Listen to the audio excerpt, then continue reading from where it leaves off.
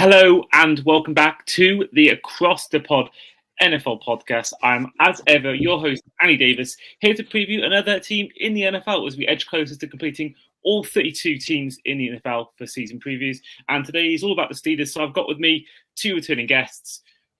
Back with us today are the two Freddys. First of all, Freddy Harper-Davis. Freddie, how are you? Yeah, not too bad. Looking forward to this season. Yeah, I'm just looking forward to seeing what imaginative way Freddie and I can get to 10-7 in our record predictions. Well, fair. We'll get on to them later on, but if you can get into the playoffs with Mason Rudolph and Kenny Pickett, then you'd think with Fields and Wilson, you would think at least get double digits. But then again, I've seen your schedule. Maybe that might change things a bit because it's a brutal stretch down the road, I must admit. As you can see as well, our other guest is a member of the Franchise Tag podcast. Back today is Freddy Hall. Freddie, how are you? Yeah, very well, thank you. Thank you for having me on, Andy, and good to see Freddie as well again doing another Steelers pod. Yeah, not really spoke about the Steelers since we had the summer off and come back to podcast on the Franchise Tag. So I'm excited to focus on my team for once rather than the NFL in general. And of course, if you haven't already, do check out the Franchise Tag podcast. Some great stuff on there. I've helped them out with some articles. I still do even, and I've done some stuff media wise. And yeah, it's a good group of lads. So yeah, do check their work out. It's a good listen. But we are here to talk all things Pittsburgh Steelers and the main ins and outs of the off season. We'll start off with the main outs include the likes of Patrick Peterson, Allen Robinson, Keanu Neal, Kenny Pickett, Mason Rudolph, Blake Martinez, as well as Quan Alexander and Mitch Trubisky. Main ins include Justin Fields via trade, Russell Wilson, Dante Jackson went, and Deontay Johnson went the other way. Other players include Patrick Queen, Deshaun Elliott, Van Jefferson, Scotty Miller, and Cordell Patterson. In draft, you took Troy Fatanu, offensive tackle, 20th overall, Zach Frazier, the center, 51st overall, Roman Wilson, 84th overall, the wide receiver, as well as Logan Lee, defensive end, 178th overall, Peyton Wilson, 98th overall, Mason McCormick, 119th overall, and Ryan Watts, 195th overall, the cornerback. So, go to you first, Freddie Hall. Your take on the offseason as a whole. So I'm reasonably happy with it. Sorry, I was just getting the depth chart up there while we were talking about this. I'm reasonably happy with it. I think we have strengthened for the most part. Obviously, it'd be nice to think when you get Russell Wilson and Justin Fields in that you've solved your quarterback controversy, but we haven't really. But we have upgraded in that position. We have to be honest about that because both of these quarterbacks are way better than Kenny Pickett and Mason Rudolph. It was sad to see Deontay Johnson go, but again, Dante Jackson, the cornerback in from the Panthers, is a good win for us. Hopefully, with Peterson going and after Joe Porter learned from him last year, we'll see a lot more from Porter this year. Roman Wilson, very happy with that as a pick, and also with Troy Fautanu as well in the draft. I thought we did have a really good draft. So hopefully it's just onwards and upwards. No losing seasons for Tomlin yet. So hopefully the 2024 season could be the exact same. Yeah, I mean, it's going to happen. I think this year might be the one. I mean, we'll go on to the schedule later on, but, looking at after the bye week, you've got the Commanders, the Ravens, the Browns twice, the Ravens twice as well, the Bengals, the Eagles, the Chiefs. You've got Bengals twice, Ravens twice, Browns twice, and then two teams that played in the Super Bowl a couple of years ago, and the Eagles and the Chiefs. I mean, Freddy Harper-Davis, that's quite the schedule, isn't it? It's quite the tough one down the stretch. It is, but I think one thing that often is why teams always say the Steelers go 7-10, 8-9, they always end up winning above 500, is that we tend to do pretty well in division. So, I mean, we were correct me if I'm wrong, we were 5-1 against the FC North. Last year, I think it was only in Cleveland we lost. So, we've always had a very good record against other teams in our own division. I don't know if it's because Tomlin likes the familiarity of the opponents or what, but they don't really worry me too much. We'll probably lose in Cleveland. We seem to have picked that tradition up the last 4 or 5 years. But otherwise, you just don't know. And the other thing about playing these teams towards the end of the season, injuries can happen, quarterbacks can go down, the like, and I think the last 2 or 3 years, the Steelers have had really tough-looking schedules, a pretty rough-looking roster, and still find a way to get to 9 or 10 wins. So I don't know. And I think just touching on the draft a minute, I like what they did as well. I like the fact we now have an offensive line that should be good. Will it be? Don't know. But there's the makings there of an offensive line that we neglected for way too long, and has finally now looks like a team that can hold their own and create some sort of run game, which we saw towards the back end of the stretch last year. So promising signs. I think my biggest issue at the minute is our lack of depth at wide receiver. Yeah, I mean, you've got obviously George Pickens, who will be no doubt the number one choice, but you look at the rest of the depth chart, and Freddie, you got it on you, so maybe I'll go to you, but from memory, I can't think of it. You've got Pat Freemuth, who can be a good option in receiving end, as a tight end, but it's not a great sort of options really, and it's probably why there's all talk about Brandon Aiyuk going to the Steelers from the Niners, but it's not exactly.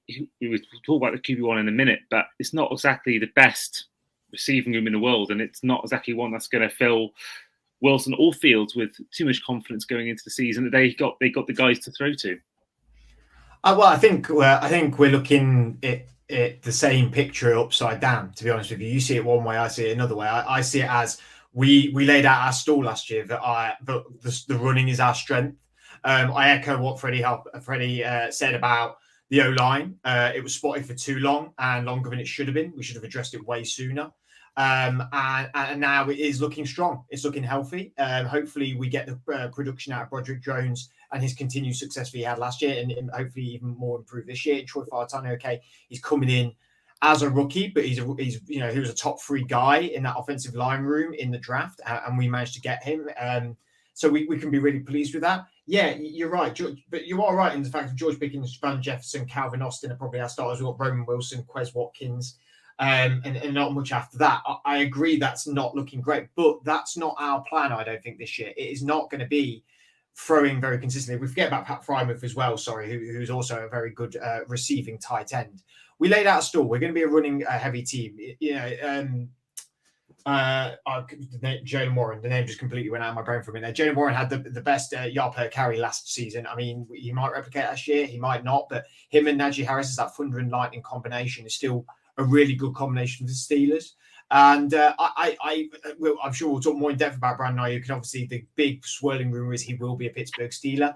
I did see that the 49ers either want Minkah Fitzpatrick, Pat Freiermuth, or I think he may be George Pickens that they want. I think that's no-go territory for me. I don't think Aiyuk is worth having any of them 3 go out the door. Potentially George Pickens, you could argue, but my worry is getting him Brandon Aiyuk because it halts George Pickens' production and his sort of development. I think really we've been blessed with drafting very good wide receivers in the late rounds, but we've not exactly made them true number ones out the gate. Antonio Brown got there. Juju Smith-Schuster was looking fantastic as a number 2, but he was under Antonio Brown, brought in Deontay Johnson. He was sort of the number 2 to Juju. He did rise to that number 1 level, but without how poor our quarterback play was, he never truly was sort of seen as an outright one throughout the league, I suppose, when you talk about players like Garrett Wilson or Mike Evans, Justin Jefferson, Amon-Ra St. Brown, them sort of players. He didn't exactly hit them heights at all. And then Pickens comes in as being under Johnson, and he's been really given a chance here now that Johnson has been traded to the Panthers to develop as a number 1. Has he got that talent? I think so. Can he become that guy? I think that is yet to be seen. But it would be really interesting to see what he would be with that combination of either Fields or Wilson this season. But I also, to add to my point, I also wouldn't hate having Aiyuk because I do think he is incredibly underrated all at the same time. So I'm a very conflicted Steeler, I'd say. And just to add to that as well, I think one signing that's gone completely under the radar is Patterson from the Falcons, who's thrown into Arthur Smith's offense. He's a bit of a guy who can do a bit of battering ram on the running game if we lose Najee, which could be helpful. Guy who can also play a bit of receiver. He's sort of your joker guy that actually having somebody like that as a weapon could be a good bailout for Russell Wilson or Justin Fields, depending on what we see. But yeah, I do think the receiving room's not ideal, but as Freddie rightly points out, it's a run first offense, and that's what the Steelers are known for, run first offense. Our defense looks very strong. We've added one of my very, very favourite players in Patrick Queen in that defense. And I think there's a pretty strong roster looking like it's coming together. I think Patrick Queen is a great signing, and I think to get him from one of your division rivals just makes it all the more sweeter. And I think he whilst they still got likes of Roquan Smith, I think they're going to miss having Queen as well. And I think he's going to be. I think he is genuinely one of the best off-season signings. I genuinely do, because I think he is that. He obviously is young as well. Obviously, a lot of talent, and he's produced on the field. So I think that's a pretty one. And just getting off the Ravens makes it even better. Freddy Harper-Davis, of course, a man that you love to talk about, is no longer at the Steelers. Matt Canada, he is now gone. Arthur Smith, you mentioned it then. We saw that year with the Falcons, actually. A lot of he seemed to split reps between Bijan Robinson and Tyler Algier, which seemed to rile up a lot of Falcons fans. But do you think almost with that run-first approach from Tomlin, and obviously the target point will be to split the reps between Warren and Najee Harris, or maybe 60-40, 70-30, you think that will almost help the running back room, the fact that it's not going to be just Najee, just Warren, they're going to almost split the load? Well, I think as I mentioned earlier, we had a really productive run game towards the end of the season, and that's because we had a fairly fine balance between the two. You had Najee doing, well, to be honest, just being a battering ram and trying to tire up the defensive line as much as possible, which allowed Warren then to get in and make the big smash plays, which I think we've seen in other combinations. The one that springs straight to mind is Zeke and Tony Pollard in Dallas, where without Zeke, Tony Pollard was not the same running back. And I think that would be the same here with the Warren and Najee. Everyone looks at Warren's production and thinks, yes, he's the guy, but you need one with the other. You can't have one without the other for them both to work. Sorry to jump on the back of that, but you could say the same thing about like Mark Ingram and Alvin Kamara at the Saints. Has Alvin Kamara really been the same guy since Mark Ingram left? I know injuries have plagued him, but that was such a good, I always call it a thunder and lightning duo, that you need. I think certain teams need that start, unless you have a unicorn like Christian McCaffrey, Derrick Henry. I think most teams do look at this as being the route now. I agree, and I think that, and sorry to bring onto my team, but you think about, I know most have got the most rushing touchdowns, but I think it's probably no coincidence that that 70-point game against Broncos, one of the rare games we had where both Mostert and A-Chain were healthy at the same time. There's a lot of injuries. I think that as well, having that dual threat just adds to that sort of nightmare for opposition DCs, in terms of you don't know who's going to come in, and you can sort of almost, you're not going to tire out one running back by going for the. I think McCaffrey's problem in the Panthers is that he's been used way too much, and therefore the injuries happen. But I think now he's been at the Niners, where it's been a lot more of a split offense in terms of Aiyuk and George Kittle and Deebo Samuel and McCaffrey, whereas I do think that would have been, if we'd had both AJ and Mostert healthy, particularly down the stretch in the playoffs, it may be a different end of the season. And I feel like from your things, I mean, Harris had 3 straight 1,000-yard seasons, and he really has gone under the radar. People still think he's not exactly that great, but to have 3 1,000-yard seasons where running back, the position has devalued quite a lot since the heyday of the Emmitt Smith era and the 90s and 80s. So I feel like these days you need to have, unless, like you're saying, unless you have McCaffrey or Derrick Henry, you need that double threat. I think that's going to be, I think as you say, exactly one of the biggest parts of your offense, or even just your team in general. It's going to be one of your biggest strengths. And it's going to be a good, exciting thing to watch. And heading on to that as well, we've mentioned them both already, but the Justin Fields, Russell Wilson situation, they both come in. Russell Wilson obviously has won a Super Bowl with the Steelers, so with the Seahawks, and Fields was a high draft pick by the Bears and hasn't really worked out so far. And the consensus seems to be Russell Wilson starting week 1. But as the season goes on, I don't think anyone knows who's going to start. I mean, I like to think Wilson, but he is getting on. Only signed a 1-year contract as well. There's obviously Fields has got a lot more years in him, and obviously a lot younger. So, Freddie Hall, where do you see the QB1 situation going? Who do you think will be starting, say, from week 1, and then who'll be starting as well come week 14, 15, 13 sort of time? I think it's very hard to predict down the stretch what's going to happen. I mean, Russell Wilson starting, I think that's a non-negotiable. I think he starts. I think he starts on the name power, on his accolades. And you've got to give him a try out in this team. He has seen a lot more football than Justin Fields. I mean, he's played some pretty bad football in the last few years, admittedly, but I think where an offense has maybe a little bit less pressure on him to perform, well, like me and Freddie have alluded to about the running game being probably our bread and butter this year, I think it may give them both an opportunity to rise to the occasion. I mean, if it all goes badly very quickly, you're going to have to turn to Fields. I think what people worry about is that we were going to be.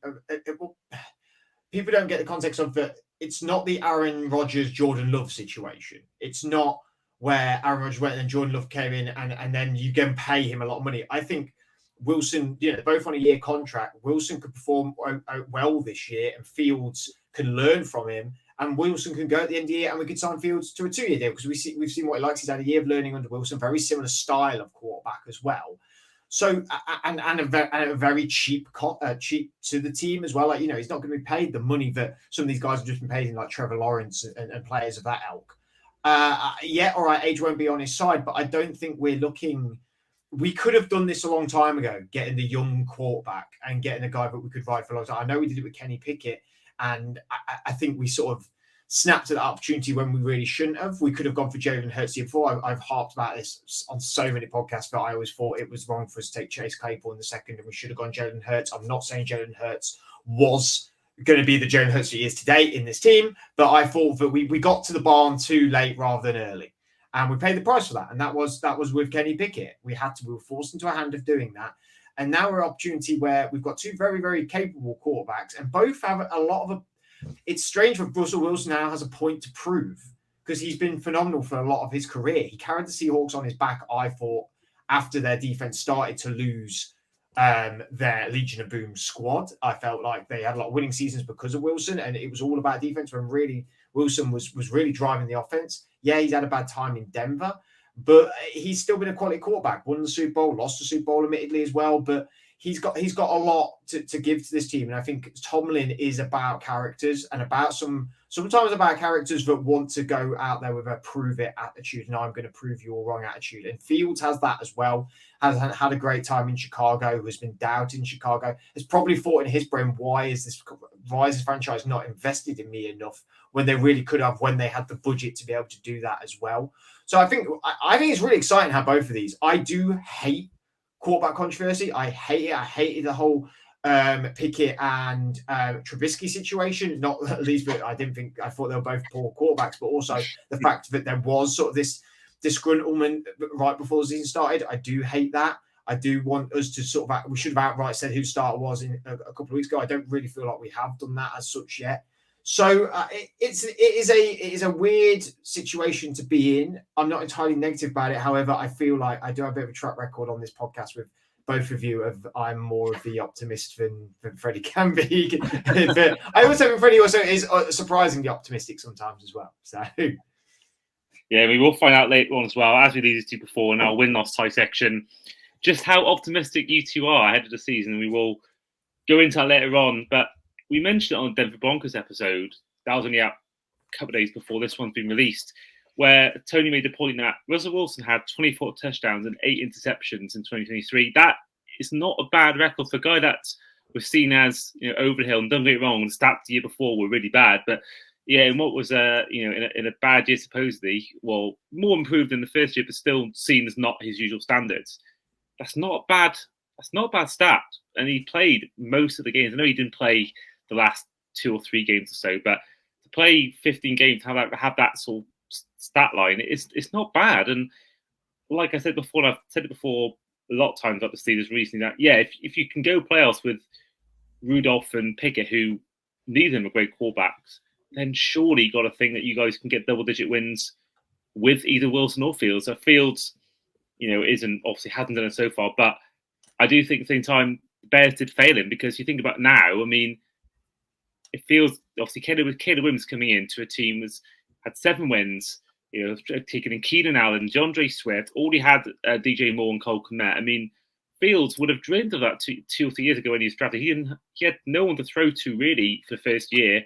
Brought in DJ Moore, Cole Kmet came in, yes, but I feel like the Bears have given Williams a lot more aid than with Fields. Maybe that's because of the Fields thing. Maybe that's why they got more help for Williams. But you think of, Bears has been historically quite a dysfunctional franchise. Fields now goes into one of the more functional run teams. I mean, the Steelers really have been one of the more well-run offenses for years and years. Is why they're the joint most Super Bowl winners in history, because they're always well-run. They always seem to be there and thereabouts. I've rarely, if ever, seen the Steelers have a 4-win season. It's always 7-8-9, which could also be a downfall. Maybe you want to sort of have that bad year, so you get a high draft pick. But, I think now Fields are going to a more functional situation. More, obviously, a head coach in Tomlin, who's very reliable, very consistent. I think Fields, and again, learning off a pro like Russell Wilson, who is, I know people say he's the cringe, but I think he is a good person to learn from. I think he conducts himself very well on the field. So I think it's a win-win. And you 1-year deal, you can get rid of him, as you said, after a year. And then you can go down a different route next year, which could be Dak Prescott if he doesn't sign the contract with the Cowboys. So, yeah, it's exciting. But Freddy Harper-Davis, what's your take on the QB situation in Pittsburgh? No thanks to Dak Prescott. He can stay in Dallas, and Jerry Jones can pay him $60 million a year for the next 5 years and keep them winning 10 games and then losing in the playoffs like the Steelers do. So they're more than welcome to him. No, I completely agree with Freddie. I think we've got a quarterback for now let's face it, he's being paid nothing in Pittsburgh thanks to Denver's idiotic contract they gave him, and Justin Fields is there on a prove it deal now. I know last chance saloons don't always work out, as I'm finding out as with Wayne Rooney at my football club, but I'm also finding out that last chance saloons can work as well, and I think this is Russ's last chance to go and win another Super Bowl. I'm not saying the Steelers are Super Bowl contenders by any means, but there's a team there that could at least be a playoff contender, then you never know. But it's his last chance really now to prove himself as even a starting quarterback in this league. Justin Fields is much the same. He's not even starting this season. He could be. I agree with Freddie. I think he's the guy for the future. But now is the time for him to learn behind Russell Wilson and see what happens. I haven't really got much more to say on our quarterback situation. We could end up with both of them on the roster next year. We could end up with neither. It's just have to see how it plays out. To piggyback on Freddie's point there, when I was looking at it's sort of like really gone under the radar for me as well. When you look at our defense, this is probably the most complete defense Justin Fields has played with. And it's definitely one of the most complete that Russ has played with for a long time. I'm not comparing this defense to the Legion of Boom or anything like that. But after that dropped off for Seattle, they never really recovered. They never really got the pieces correct for that defense, and they were not great. The Denver defense had pieces, but was not. I mean, they did keep themselves in games, but I think that our defense is better than the Broncos defense, even though they played very well under Russ. I think ours is more complete. When you look at it now, when our defensive line of Cam Hayward, Larry Ogunjobi, and even behind him, Marvin Leal, Keanu Benton, TJ Watt, Patrick Queen, Alex Highsmith, and then our secondary. I think our secondary is the strongest it's been in a long time in terms of having Deshaun Elliott come in, really experienced safety along with Minka Fitzpatrick. Joey Porter really showed last year he could be something in this league, along with Dante Jackson, who's a proven vet. We got DeMonte Kazee as well, who's a good veteran to have on the team as well. I mean, I do admit the corner is a bit weak after the Porter and Jackson. When you got Trice, Bishop, it does whittle off a bit. But I think this defense is we play defense so well. We play deep. People could not deny, but we play defense well, and we have kept. It probably wins us 8 games a year. 8 to 6 games a year, our defense wins. Now, if it can do that, I trust in Wilson and Fields' ability more to add to that win ratio. If the defense can win you 6 games, I think either of these guys could also win you an additional 5, maybe on top of that. And I think the other crucial thing on top of that is the fact that we have gone again leaned back onto the run game, which can bleed the clock. And one of our biggest problems in the last 3 or 4 years is the fact we've left the defense on the field for. Of the 60 minutes, 40, 45 minutes. And then by the fourth quarter, they're completely and utterly finished. So being able to have that balanced offense, being able to bleed the clock out, not having the defense on for that long so they can play at their fittest and their best, reducing the risk of injuries.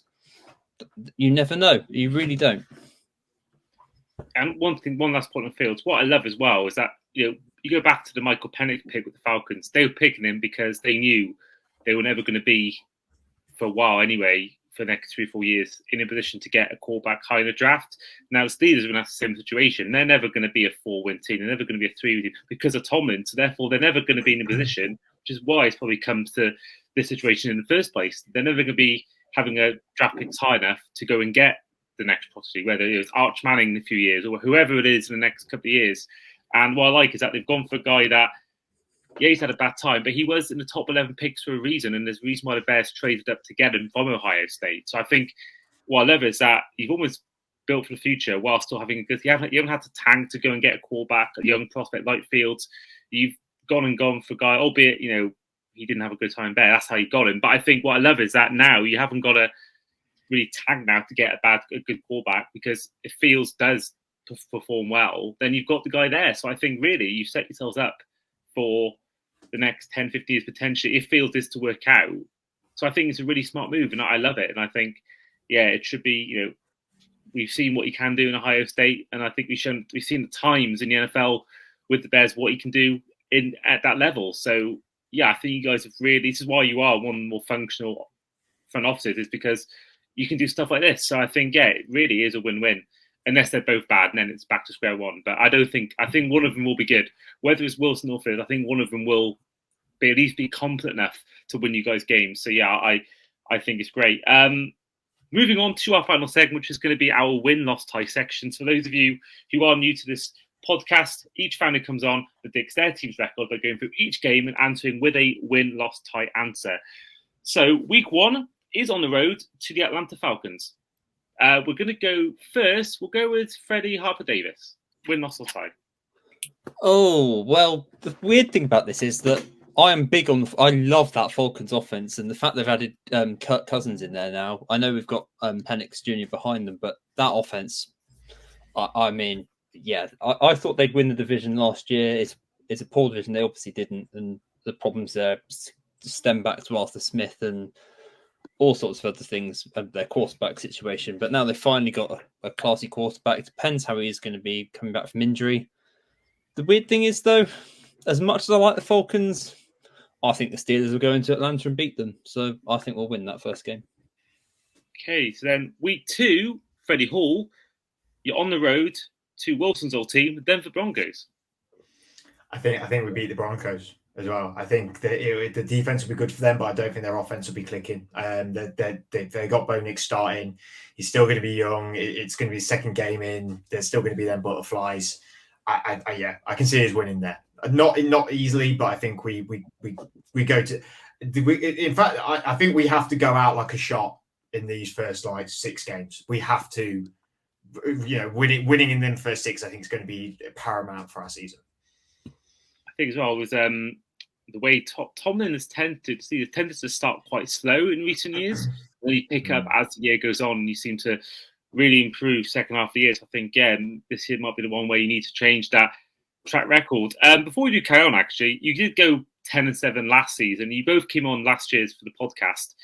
Do you remember what your prediction was a year ago, by any chance? Oh, no. Probably about 9-10 wins. That's normally what we get. So you went for 11-6, so you weren't far off. Yeah. So week 3, your first home game of the season, you're up against the Los Angeles Chargers. Freddy Harper-Davis, win, loss, or tie? Oh, this has got a sort of game we should win, but probably won't feel about it. Will a Harbaugh finally get one over us, as we seem to have had the Ravens number for all these years? I know. I really don't know how it's going to work with Harbaugh and Herbert. That could either be an absolutely dynamic duo and they end up absolutely torching the league, or it could be a complete unmitigated disaster. I don't think that's going to have a middle ground. It's either going to be boom or bust. No, I'm still feeling confident. I think the Steelers will win, but again, a lot like Freddie says about the game in Denver, I think it'll be quite close. Okay, so week 4, you're on the road again, but this time against the Indianapolis Colts. Freddie Hall, win, loss, or tie? Yeah, I think we win that one as well. I think we forget. I think Anthony Richardson's good, and I think he'll be wanting to really prove himself straight away off the bat. But He's not playing much football in this league yet, and this is a tough defense to go up against. I will say he reminds me of Cam Newton. I will say at certain companies he's 50-1 to win MVP. I think that's worth a couple of quid. I think, because I think the potential he's got. I think he is my dark horse. I don't think he will win it, but I think as a punt, I think that's not bad odds. I don't think, because I know he's not played only 4 games he's played in the NFL, but I just feel like he's got that much potential. As a Gators fan, I've seen him play enough to know that he's got the potential, and I do feel like as an outside bet, I think that's probably worth putting some money on. I think, especially in a more favourable schedule than maybe other teams. I think, yeah, certainly keep an eye out for that. Week 5 is back with you, Freddy Harper-Davis, at home to the Dallas Cowboys. I can't stand the Cowboys like anyone else, but we got to have a loss on the record at some point. So I thought we might not beat the Chargers, and that was a bit 50-50. So on this one, I'll go Cowboys. I don't want to, but yeah. Joe, I said it before on this podcast. I don't actually mind Dallas. I don't have the hatred that a lot of people do. I'm sure if I was an Eagles, Giants, and Commanders fan, maybe I'd think differently. But yeah, to think about Dallas just draws me in. So I don't actually, never really had a hatred towards Dallas. I think if they beat us in the playoffs or the Super Bowl, I should say, maybe I think differently. But no real animosity towards them, I must admit. Week 6, back with you, Freddie Hall, is a road game in Vegas. You've got to get to the Super Bowl first, though, Dolphins. So don't count the chickens. Don't count the chickens before they hatch just yet, Andy. 6 at the Raiders. We win that one. Yeah, we win that one. Yeah, I think they're not at their full strength yet. They're getting there. They'll be a tough team. I think it'll be a tough team to play this year. But I think we beat them. Yeah, I mean that D line with Crosby and Wilkins is not one to be taken lightly. Let's put it that way. Week 7 is a home against the New York Jets. Freddy Harper-Davis, win, loss, or tie. I'm not picking the Jets. I'm sorry. They trade for an elite player, and then he wants to be traded with in the same offseason. There's no way I'm allowing that dysfunction to win the game. So no, Steelers all the way. Sticking with New York, in Week 8, you take on, once again at home, the New York Giants, Freddie Hall.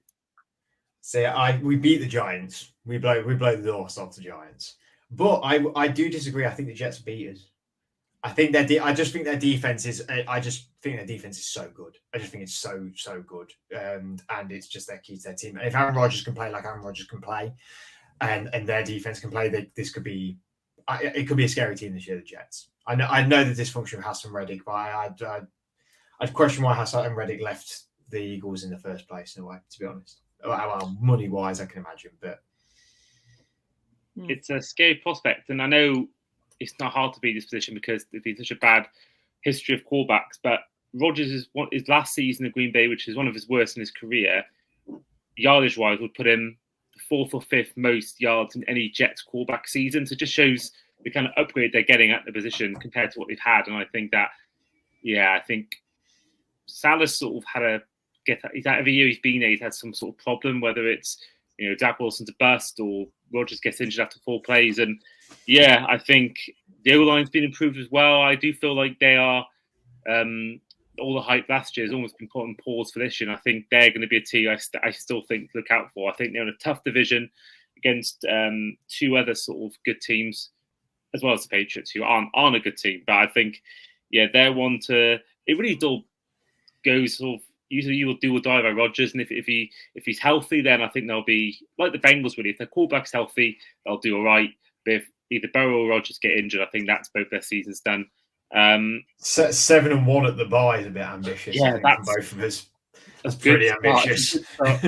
Honestly, as we've discussed, I'm not sure it is, because that first half of the season's not that strong, and I mean, I think we could easily lose a couple of those. Like, we could easily lose in Denver. Our record at Mile High is dreadful. And we could quite easily lose the Jets, as you say. But I don't buy Aaron Rodgers coming off a year-long injury at his age with that offense. I know they've got Garrett Wilson, and I love him. But no, I'm not buying that Jets team at all. I couldn't believe he was 92nd in the top 100. I found that crazy. 4 plays and you get in the top 100 for the year. I think that was the classic sort of players just picking players they know and just going for that. I don't believe you generally put a vote in for players of that last season and I don't think you can put them in unless you just think of the name. I just don't know how otherwise you put them in because you have to play 4 plays. I think on the coverage of it, all they showed on his highlights was him walking on the field with that flag on the opening game. I mean, that says it already. But after the Week 9 bye, you've got a road game again, this time against the Washington Commanders. That one is with Freddy Harper-Davis, win, loss or tie. Loss. We don't play well against the Commanders, and I love Jaden Daniels because I'm an LSU fan. So Commanders for the win. I think their rebuild's going to work. I think it'll be a bit slow this first year, but I like what the Commanders are doing. I really like their new front office. I mean, give them 3 or 4 years, but they're a team I think are on the rise. So, this will be one of these games. We have at least one a season where we should win comfortably and we don't. So, I'm going to go with the Commanders on this one. So, Freddie Hall, Week 11, you host the Baltimore Ravens. Yeah, I think that's back-to-back losses. I think the Ravens are really going to go for it this year. They know that their window is closing a little bit, I think. I think they're like the Bills of a few years ago. I think they've got this window that's slowly going to close on them quite quickly if they don't really grasp it by the scruff of the neck. And this might be, I think this season might be that season where they just go full guns ablaze. They're a good team. They're a really, really good team. Yeah, and to add Derrick Henry to that room on the offense is just a scary prospect for all teams in that conference. Week 12, back with you, Freddie Harper-Davis, on the road to the Cleveland Browns. I've already said what I think was going to happen here. I think we're going to have 3 losses. We've gone from being really positive to all of a sudden being really negative. But our record in Cleveland recently has been dreadful, and it doesn't matter who's being quarterback for Cleveland. They had, was it Thompson Robinson against us last year, and they still beat us. So, forget it. Cleveland will win that, and it'll be one of these typical AFC North affairs where it'll be pretty terrible to watch for anyone else, but 13-10 either way. I'll go with Cleveland to win that. Yeah, I mean, I was at that game last year, and it was just a very typical AFC North game. It was just if you had to show someone new to NFL what an AFC North game is, I'd probably play that one, or maybe the one being you watched, Freddie, in that London pub, the one against the Ravens. That was also a very AFC North game. It's when we beat them. And Jackson wasn't in the game. No, Lamar didn't play. He was injured. Was he? They played Tyler Huntley. Okay. I'm pretty sure. I could be wrong on that, but I'm pretty sure Tyler Huntley came into the game because he was injured, and it was so dreary. But yeah, we won. Yeah.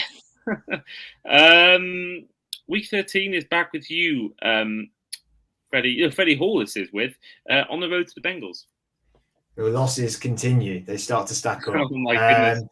The recency bias, the NFL has such recency bias. We completely forget how good Joe Burrow is. Like, if he stays fit and healthy, this team's going to be clicking. They're going to be, if Burrow stays healthy for the whole year, they're an AFC Championship contender. Like, I don't think that's bold to say. We're so recency bias. We're like, oh well, they weren't good last year. They were out Joe Burrow for the whole year. Like, he's one of the top 5 quarterbacks in this league for me. Like, he's just so good. As much as I claim to say as a Steelers fan, it's pretty dreary after the bye for Pittsburgh. I couldn't agree more. This is why I still have Burrow in my top as my second best quarterback in the league, because if you take away the injuries, when he's on the field, Game who changer. do you want, apart from Mahomes, who do you want more down the field, 2-minute warning, losing by 4 or 5 points in sort of the 30, 40-yard line? There's no one I'd want more than, if everyone's healthy, there's no one more than Mahomes today. He's got the mentality. The reason why he's beating Mahomes in the playoffs, and injured, 2 out of the 4 seasons, but there's 2 seasons he was healthy fully. They made the Super Bowl 1 year and the AFC Championship game the other game. And I realised that they have lost a bit of their run game, and their run game could be an issue. But to go 7-8 wins and be within a shot of the playoffs with Jake Browning, it shows how good the roster is elsewhere. So I think Bengals for me should be seen as at least. I think they'll get at least the division, unless they somehow play the Chiefs in the first game and in the wildcard round. I can see making at least a divisional round, maybe even a title game. But I think ultimately they would lose to the Chiefs because I do think that running back thing is an issue. But yes, certainly here being slept on, people are just looking at the injuries. But I think if he's healthy, they're going to be once again one of the best teams, and I hope they are because that rivalry with the Chiefs is really good, really tasty. It's like the old Arsenal against Man U, where there's actual proper hatred between the two teams. That Jamar Chase refused to say Mahomes' name, the Burrowhead thing, and Kelsey saying you jabroni and stuff like that when they beat them. I think there's a real hatred between both teams. And I kind of, they're the two teams I want to see the most in a big game because, the hatred is actually really real. So hopefully it gets to that point. Back with you, Freddy Harper-Davis. Again, the Cleveland Browns, but this time at home. Well, we're not going 0-4 in the division, and we always beat the Browns. Oh, the Browns always beat us in Cleveland, but we always beat the Browns in Pittsburgh. I'm not, ever since that horrendous wildcard game, which I would never, ever want to talk about again, but was quite funny when we were 28-0 down after one quarter, I can't lie. Depressing, but quite funny. I could see the funny side when we were getting hammered. But anyway, we'll beat the Browns at home. We're not going 0-2 against the Browns ever. I might come back to regret that, but I honestly, though, this division's really, really tough. I mean, you've said about the Bengals, they could quite easily finish fourth in this division, let alone win the division. It's that tight. I mean, we're a reasonably good team. The Browns, I'm not convinced, but they've got some very, very talented players. That defense is still very, very strong. The Ravens are loaded all over.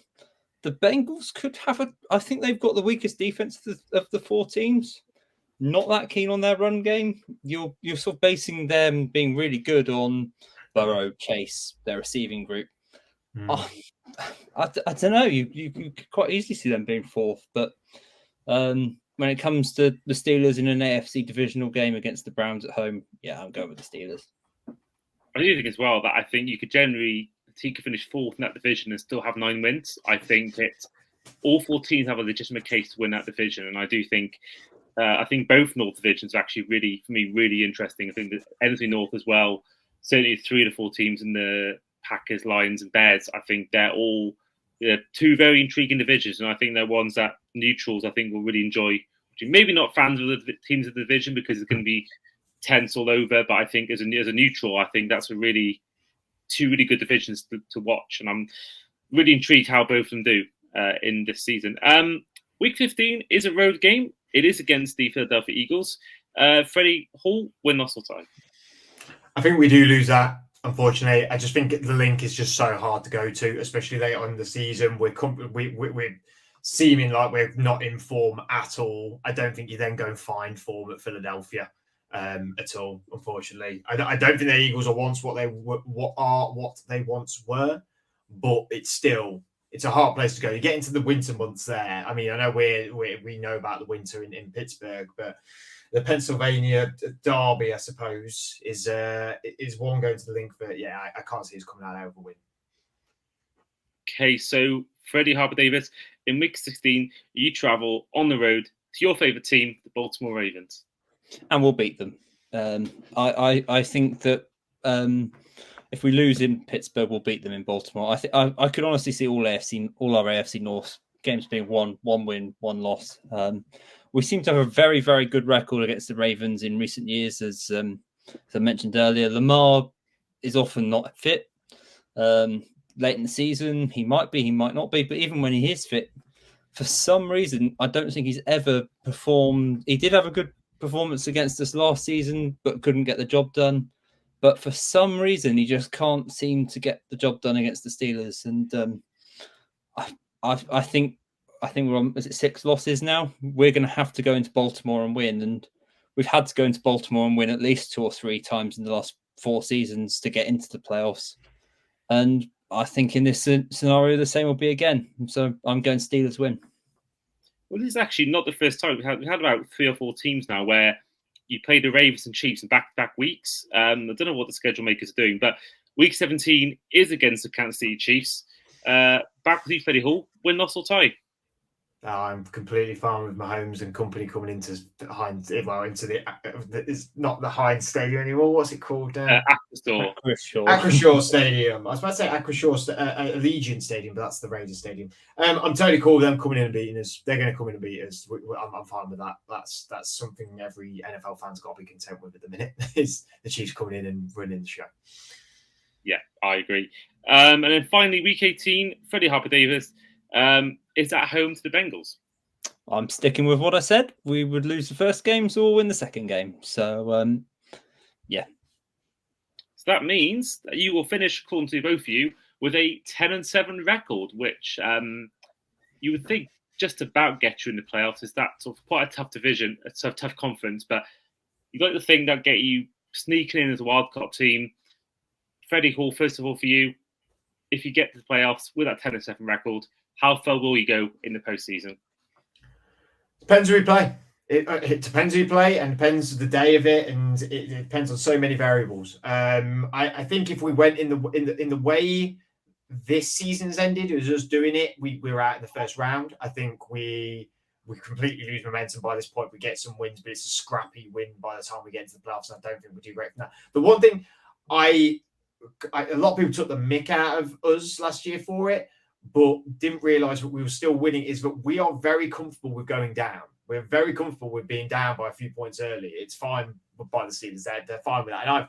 And it only took me probably 5 to 6 times of that happening last season for me to go, oh no, we've been here before. This is completely fine. Like, I'm okay with this. We have shown resiliency and been able to come back. I actually had 10-7 as well, but in a different, probably a little bit of a different route. I had us beating the Browns both times, but losing to the Ravens both times, but equally had the Bengals win-loss either way thing. The pessimist in me says 6-12. The optimist in me says 12-6, which I know that is, but I think 10-7 is very fair. Very, very fair. I think it's still going to take a moment for Wilson or Fields to sort of get this offense clicking in a way. We're still new with that. We are going to do a season prediction episode just a few days before the season starts with Luke and Steve, but I think from what your prediction, I think that will be come a year's time, seen as one of the more accurate predictions from our fans. I do genuinely think 10-7, I should say, is one of the more accurate I've had so far on these 2021-22 season previews so far. I think this has been. It's like we know what we're talking about, Freddie. Talking to Freddie, it helps when we win 9 or 10 games every year. That's for sure. Yeah. What do you think, Freddie, about how far you go in the postseason if it got to that point? If we win 10 games, we're likely not going to win the division, so we're away at somewhere like Baltimore or Kansas City. So I don't think it would last very long. But I mean, if we want to have a real shot, we'd have to win our division. I think it's as simple as that. We can. I believe we can, but this division is rough, and although our schedule's tough, it's quite tough for the other 3 teams as well. So I don't know. I think if as I say, if we came with that record into the playoffs, we'd be out in the wild card round. But we've got that run game developing. We've got a good defense, and a run game and a good defense equals a reasonable shot in the playoffs. So again, our schedule could be the complete other way around. We could have a couple of strange losses in the first half of the season, and then because we've got a team built for playing well in December, we could go and beat the Chiefs, or we could. I mean, weird things happen on Christmas Day. It's a Christmas Day game, isn't that it's like a Wednesday evening or something, isn't it? It's some very strange day in the week. So weird things can happen off short weeks. So you never know. You could win that. You could go into Philly and they could be in a dilemma because it's not working with Jalen Hurts like it was last year, or some injury has happened. So you just don't really know how it's going to be. I think the Steelers will just be there or thereabouts again, and we'll just have to see if that's enough. Freddie actually picks up on a really good point there about like the weather as well and stuff like all the teams we play are like, you know, when you go to the Chargers, the Raiders, and the Cowboys early, they're indoor stadiums. Indianapolis early indoor stadium. All the teams we play on the back end, it's not like it's different weather. It's not like it's anything foreign to us. We are very surprisingly comfortable in that back end with who we're probably playing, even though it is a tough schedule. Like that Eagles, Ravens, Chiefs, Bengals is a killer for 15, 16, 17, 18. That is so bad. But that's why I think it's so important. But we have to start really with winning 3 of the first 4 games. Yeah, I think it's absolutely crucial. You look at the stretch. I mean, you've got the Ravens, Bengals, Eagles, Chiefs. Maybe Browns are all seen as sort of, all but Browns are seen as definite playoff contenders. The Browns are sort of the ones that are going to be around the edge, if not sneaking in. You look at the front sort of 8 games. Apart from the Cowboys, you've got a Giants team who are not going to be anywhere near playoff contention. Same with the Broncos. The Falcons are going to get in from a bad division. I still think they'll be probably a 9-8 win team and still make it in. The Colts, we don't know. I think they're being slept on, but you still don't know with them. The Chargers, again, they're probably in year 1 of their rebuild. They're probably not going to be good their first year. And in the Jets, we don't know whether Aaron Rodgers will be fully healthy, and the Raiders scream 7-win team. So, yeah, I think the first half is definitely a lot more favourable, and I think that will ultimately be I think that will be the deciding factor whether you do make the playoffs or not. I think about, from what you're saying, you're playing 3 division rivals twice in that final stretch. So I think if it is what you guys are saying to me, 1-1 between each team, 3-3 overall, then yeah, I think it's imperative that you win a lot of those first before you bye week. Basically, it's important you go into bye week with a winning record first of all. And if you've only lost 2 or 3 games, then I think that's going to be the key between making the playoffs and not, or even winning the division if they're all playing the same team. So yeah, really, really weird schedule, really tough schedule. But I think if anyone can, it's a guy who's had no losing seasons in 15, 16 years, whatever it's been. So yeah, definitely reason to be positive. And that is a great way to end the podcast for today. So once again, thank you both, Freddies, for coming on today. Thank you. Yeah, we're both being too polite for our own goods. Andy, thank you for having me on. Really appreciate it. Always good fun talking Steelers football. Yeah, and likewise, pleasure to give our insightful views again. As this time, hopefully, we hope we're bang on. We said 11-6. We went 10-7 last year, so we said 10-7. So we'll go 11-6 this year and we'll just win the division. Love that. Love that. So, of course, if you want a chance to follow both their works, we'll give them a chance now to plug their socials. Freddie Hall, of course, Franchise Tag podcast is going great guns, doing a lot of stuff. He went to the Germany games last year, did the London games, and yeah, you're doing a lot of work. And I believe Gareth and Alex are going to the Dublin game along with myself. I'm going on part of this podcast, so I think you guys are doing a Dublin game as well. So yeah, for those who are wanting to get into a new podcast and they haven't yet found your podcast, what can people look forward to in the next few weeks on your podcast to listen to? So yeah, we're on Franchise Tag UK or the Franchise Tag podcast on all social media platforms and on YouTube as well. Next few weeks is going to be sort of divisional preview and normal Tuesday chat shows coming. In season, we're trying to ramp up to probably 4+ shows in the week, which will include betting as well, I believe. A lot of review stuff, a lot of general chit chat as well. Yeah, we'll be in Dublin. We'll also be in Germany. We'll also be at the London games as well. Hopefully, fingers crossed, maybe in New Orleans as well. We'll see what happens with that. But yeah, a lot going on this year. And it's great. We've retained all the guys that we have over there, and the writing team that you're part of, Andy, is just fantastic as well, and doing some really, really great work. And you can find all them articles on our website as well. So yeah, a lot of exciting stuff to come from the Franchise Tag podcast. Very proud of us. Yeah, been a long journey to get to here, 5-6 years. So yeah, still going strong. Yeah, absolutely smashing it. And I'm hoping as well, like yourself, that I'll be heading up to New Orleans in February. I know a friend of mine wants to go for his birthday. I may go just as a fan, just to go around the city. But yeah, I'd love to, like yourself, I'd love to be there on Radio Row and doing that. Would be amazing. I saw a friend of your show and my show, George on Sports was there. A few others like Sam and Dre were there as well. And I think just makes me more jealous that I want to sort of be there one day doing the same thing. So hopefully, we'll both be there. I don't know, a bar in New Orleans thinking we've done it here. But yeah, that's all to come, and hopefully that does happen. Freddy Harper-Davis, where can people find you on social media? And are you going to any of the London games this year? I'm not plugging myself. I'll plug you two guys. So go and follow them and follow both their socials, and obviously follow this podcast, follow the Franchise Tag podcast as well. No, I'm not going to any London games this year.